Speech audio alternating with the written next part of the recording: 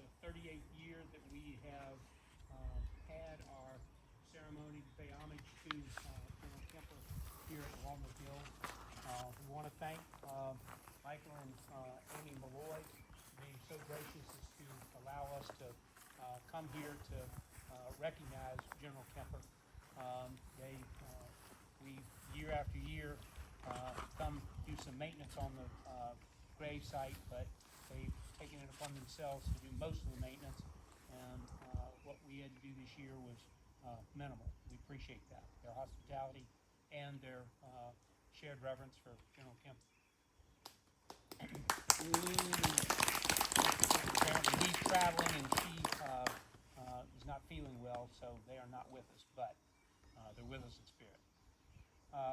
Our keynote speaker tonight is Harold Woodward, who of course is from Madison, and probably everybody here knows Harold, have probably heard Harold speak before. When we talked about who we would like to invite to be our keynote speaker for General Kemper's observance this year, the unanimous decision was, ain't nobody talk General Kemper better than Harold. So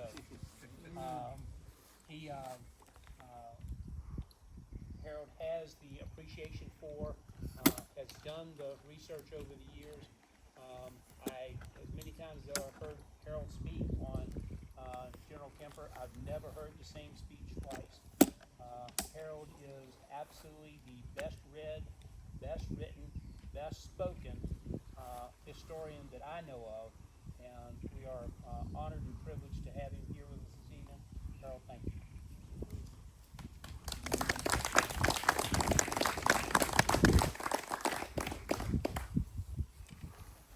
Thank you, sir. Thank y'all for coming out tonight. In the past 38 years, I done lost track of how many times I've been honored and privileged to speak here at General Kemper's grave. I tell you, it looks a lot different than it did when the first time I came here. It was a rainy Sunday afternoon, cold rain. It was in March, and I wanted to find the graveyard. I'd seen the sign out on 15, but never been back in here. And that's been probably 39 years, maybe 40 years ago. I pulled in and was met on the porch by Ike Jeans, never a finer gentleman that I have the privilege of meeting. And of course, it was pouring down rain. I told him who I was and my purpose. And he said, well, you're welcome to go over there, but I'm not going with you. It was just too rainy and wet.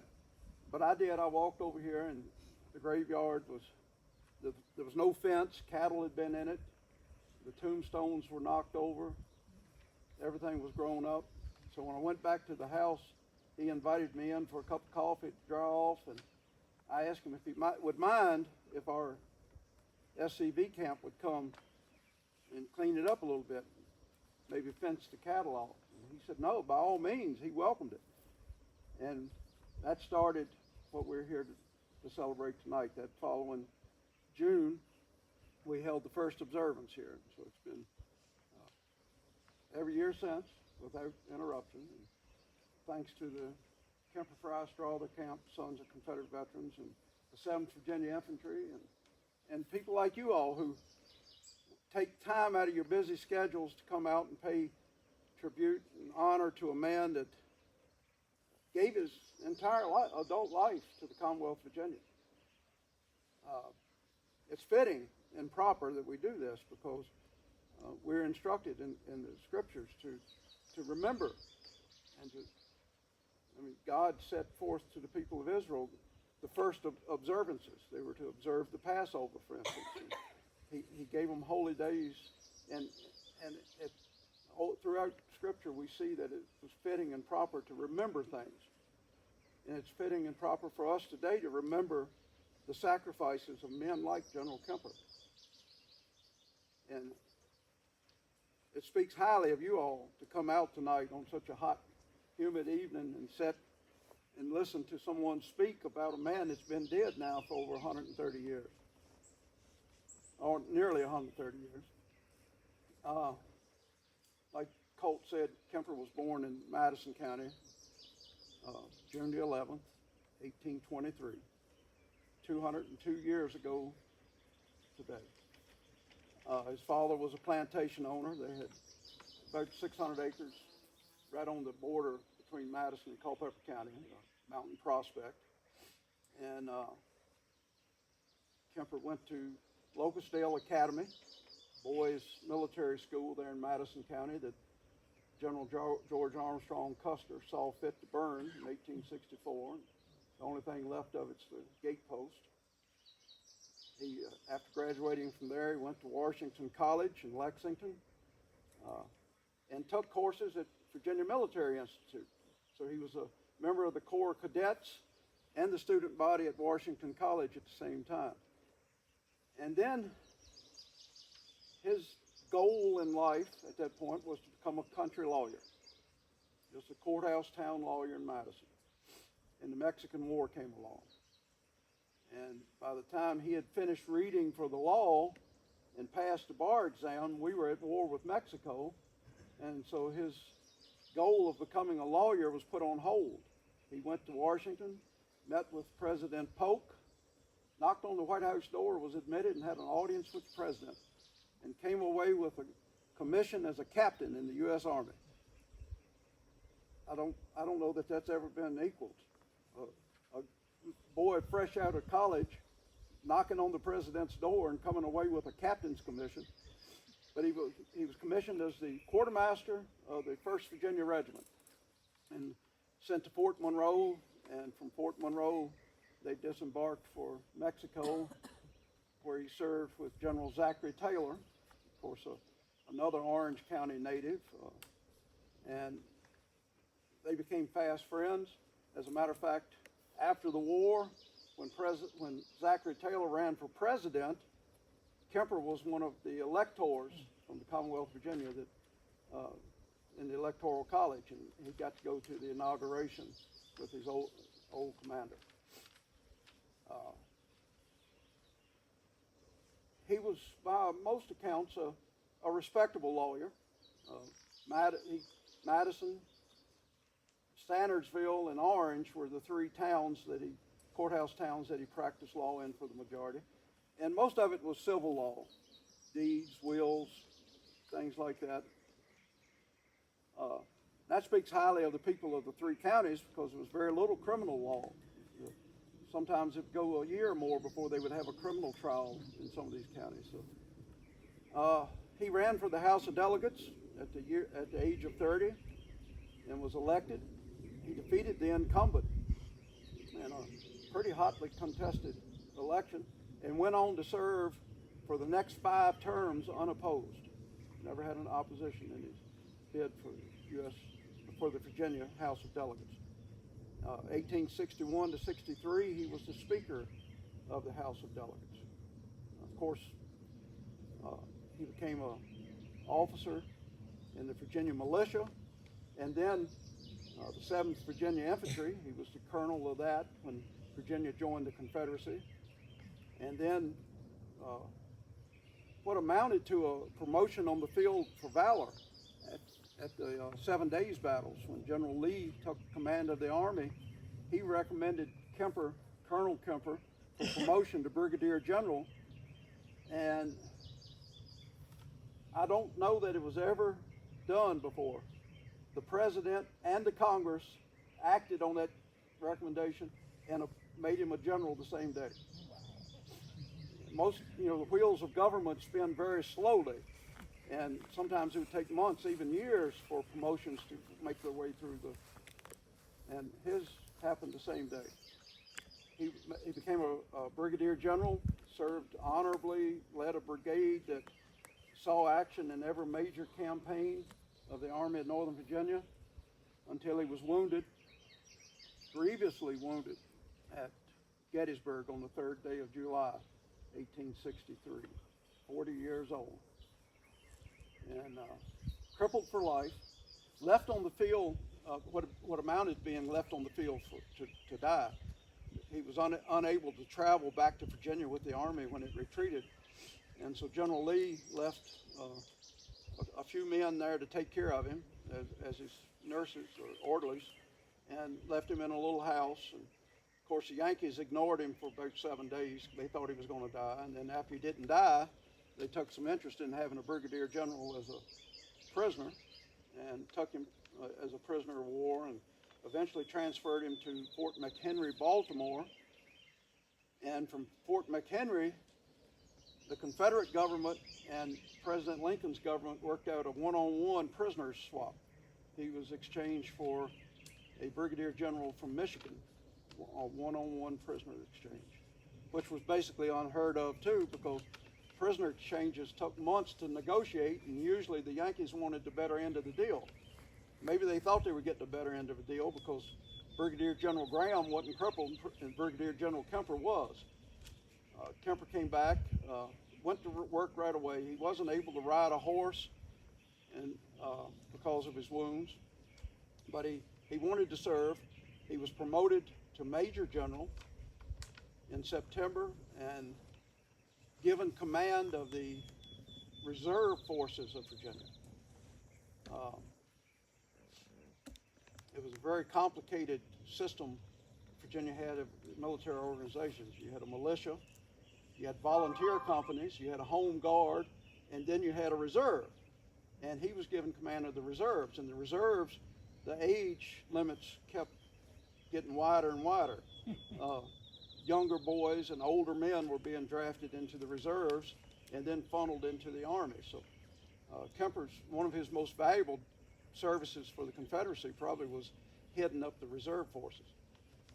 And then he was given command of the Confederate Conscription Bureau, which the draft was widespread, and the draft age got down as low as 17 and as old as 45. That was for regular service. And it went down to 15 and up to 55 for reserves and militia. So Kemper was responsible for adding somewhere in the neighborhood of 200,000 men to the Confederate Army in the last year and a half of the war through his service in the militia, in the reserves and in the conscription bureau.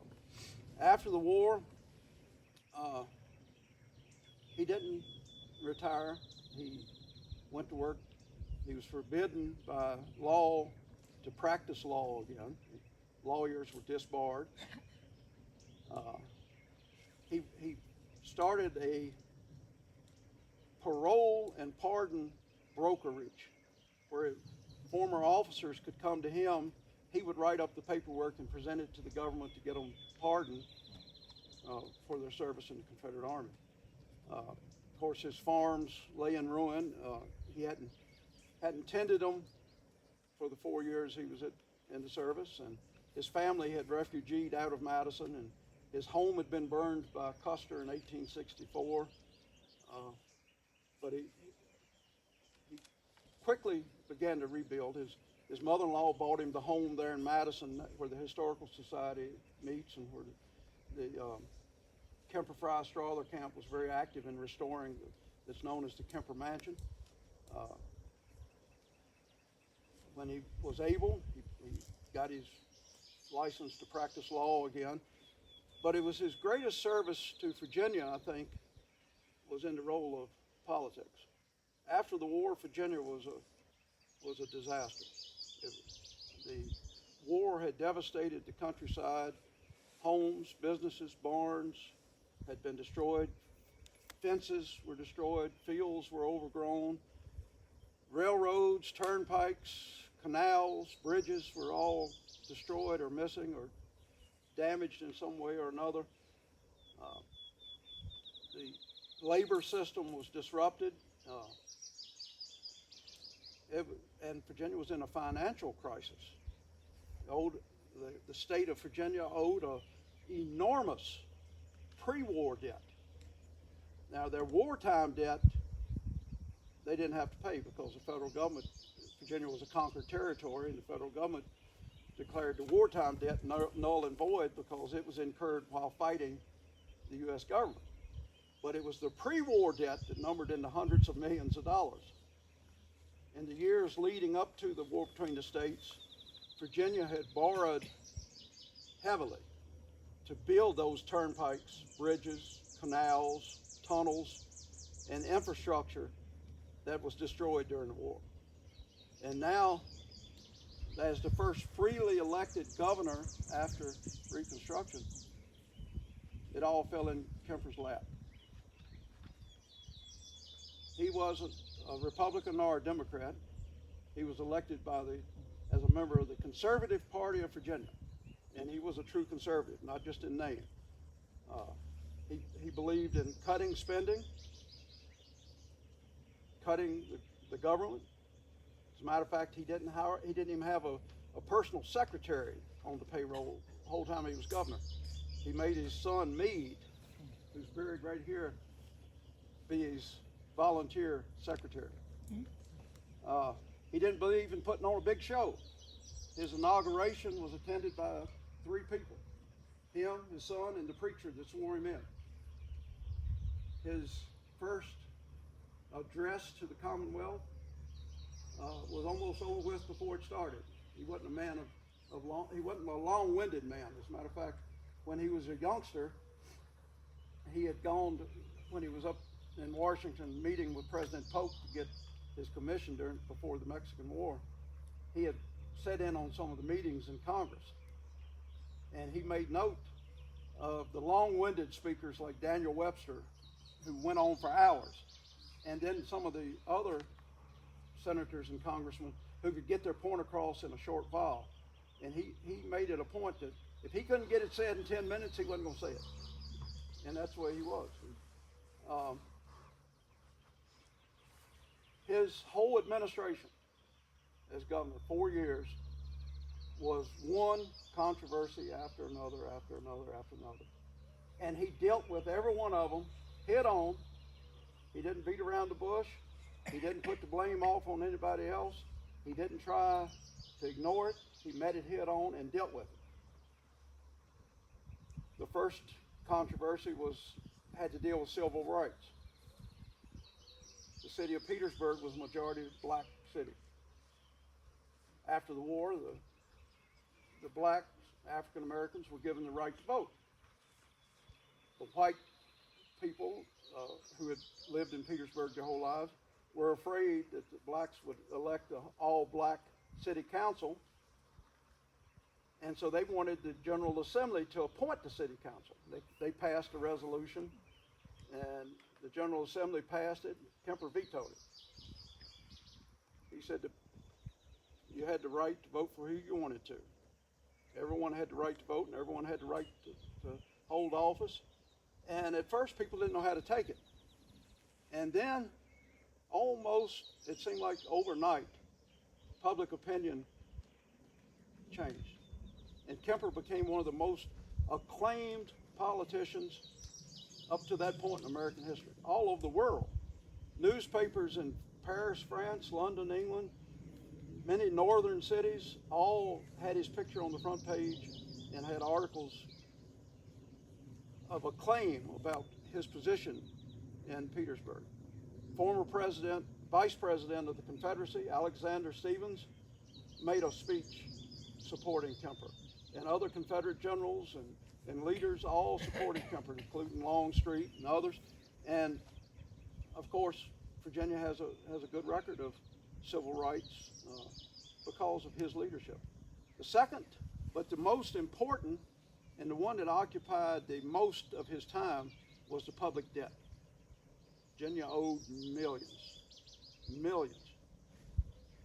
In 1860, there was no income tax, so only land and property and such was taxed.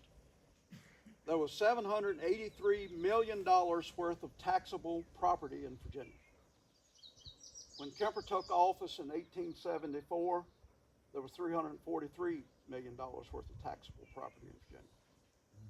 Now, you got to keep in mind, almost a third of the state no longer existed because the Congress had allowed the western part of the state, the 77 counties in the far west, to become a new state, the state of West Virginia.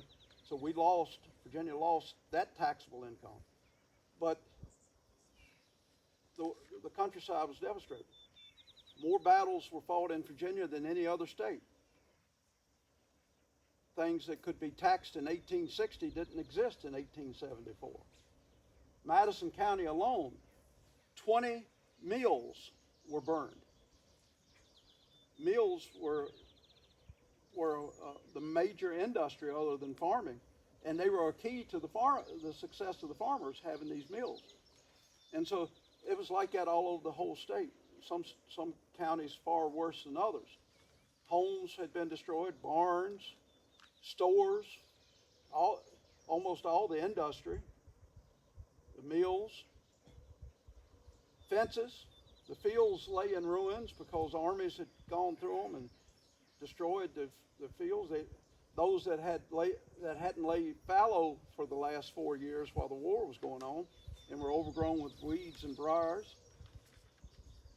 And then the source of the debt, those railroads, bridges, tunnels, canals, didn't exist. They'd been destroyed during the war. But Virginia still owed for them. It was a pre-war debt.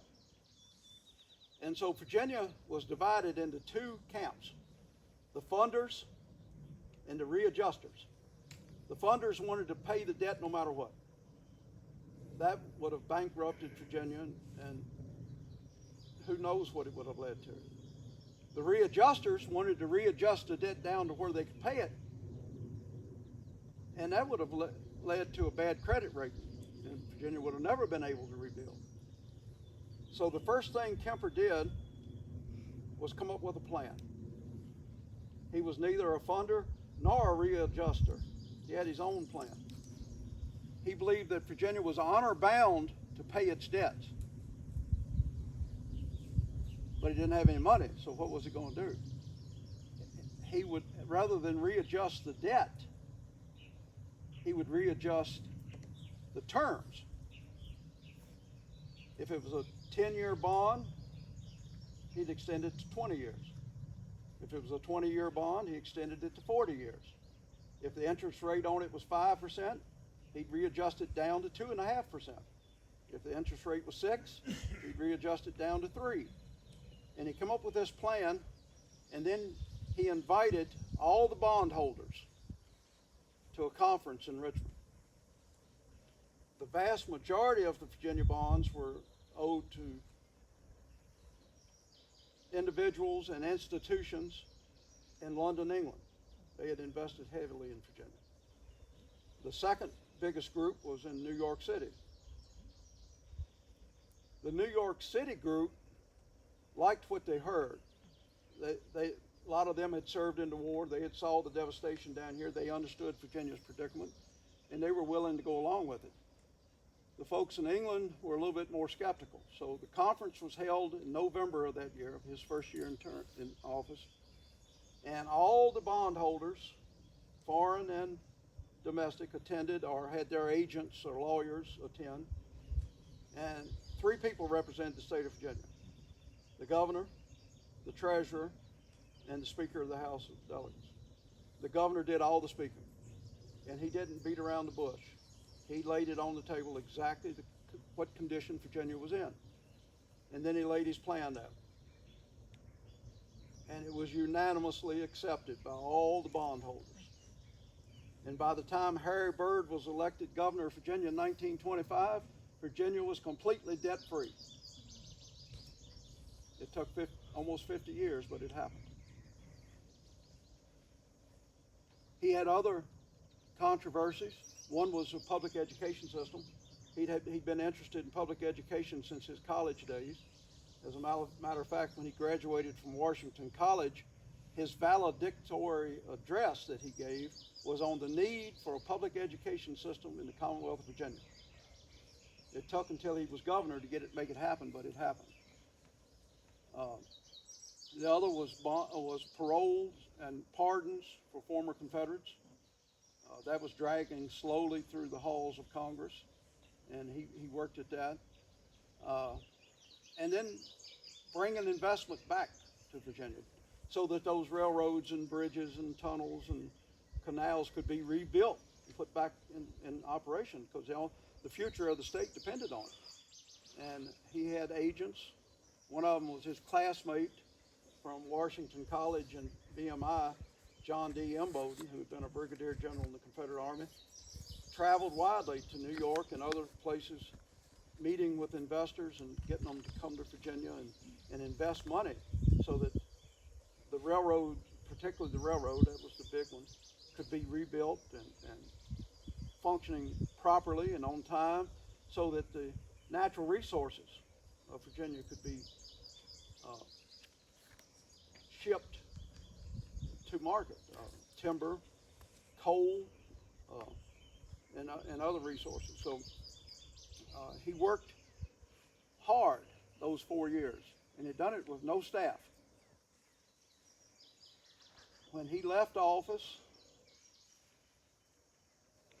the income, the taxes that Virginia raised was $200,000 more a year than it was when he took office. And the expenses, what Virginia spent in a year, was $108,000 less than when he took office. That's how you pay your debt, by spending less than you take in.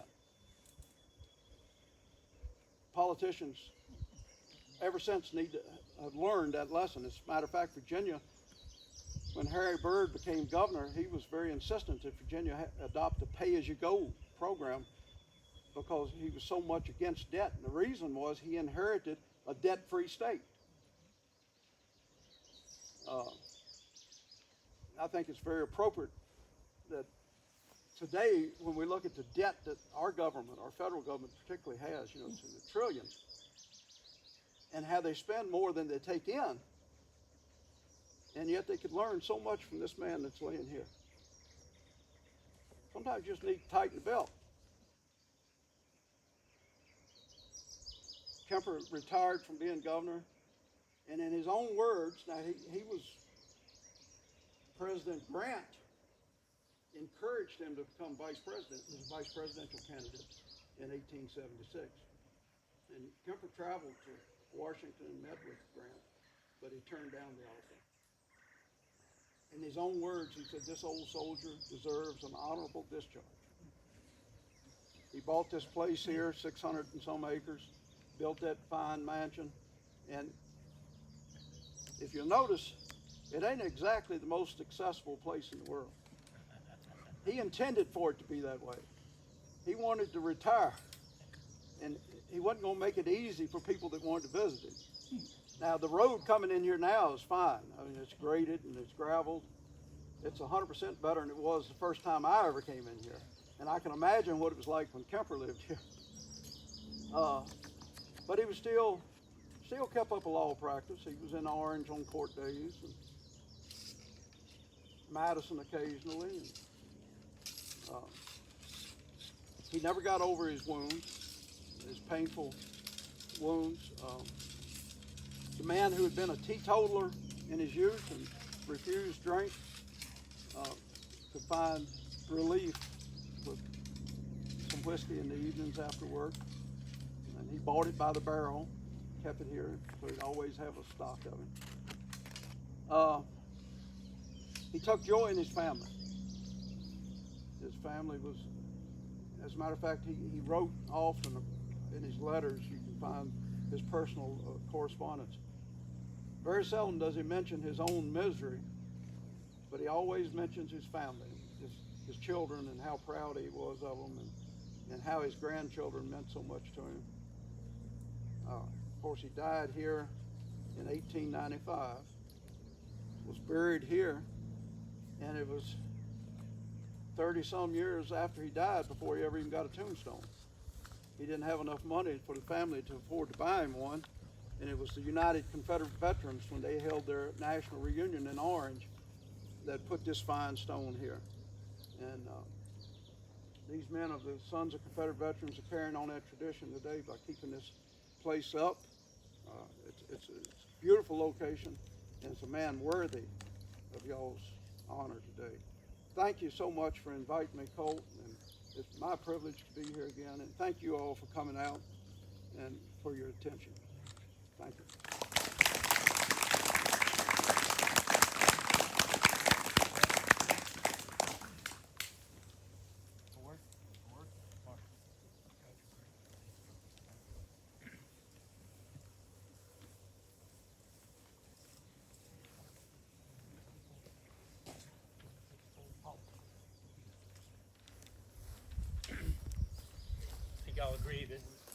Harold not only is the authority in the free world on General Kemper, but for him to be able to speak with no notes, not repeat himself, is phenomenal. The presentation of the wreaths.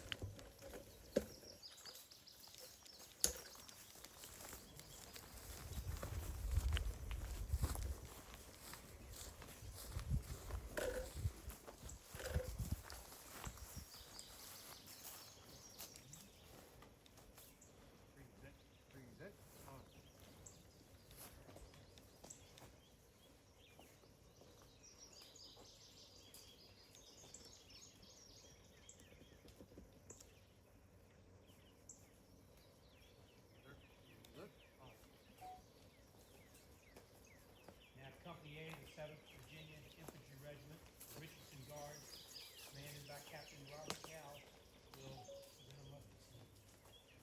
Company, ready. Aim. Fire. Go.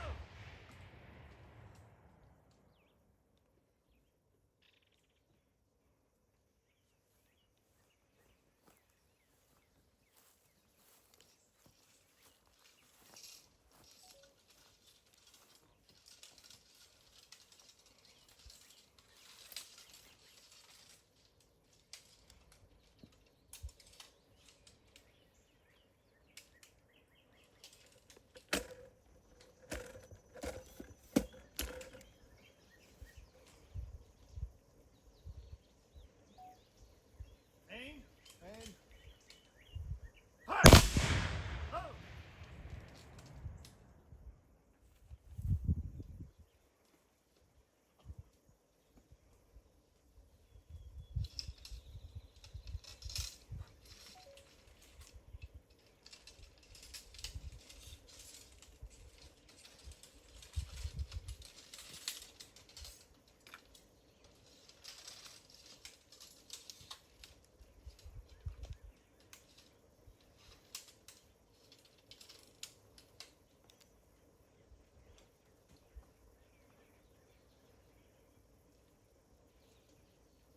Aim.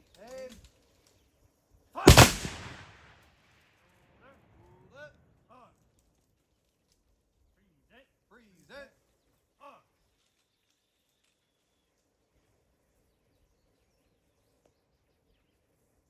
Thank you. The 58 caliber Springfield rifle musket ended the era of frontal assault and initiated the time-honored guerrilla warfare that Stonewall Jackson had come out with. Now, we're very pleased to have Amazing Grace performed with his bagpipe by Luke Jones, commander of the Gordonsville Grays Camp, Sons of Confederate Veterans. Thank you.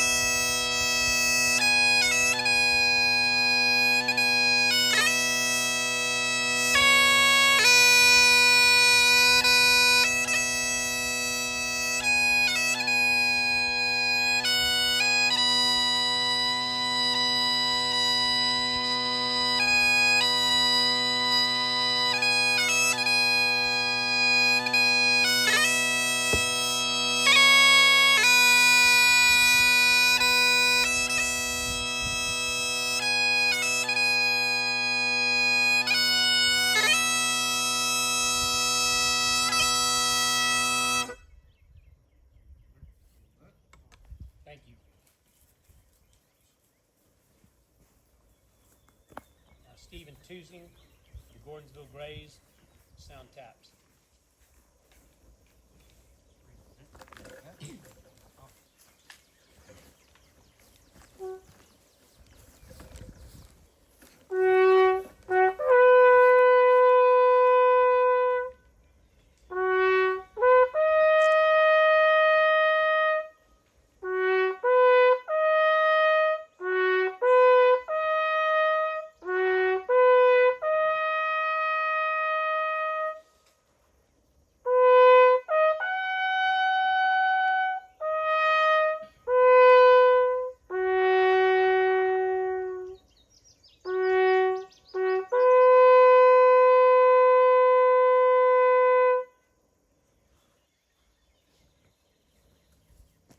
Now, if you would all join together, we'll sing Dixie.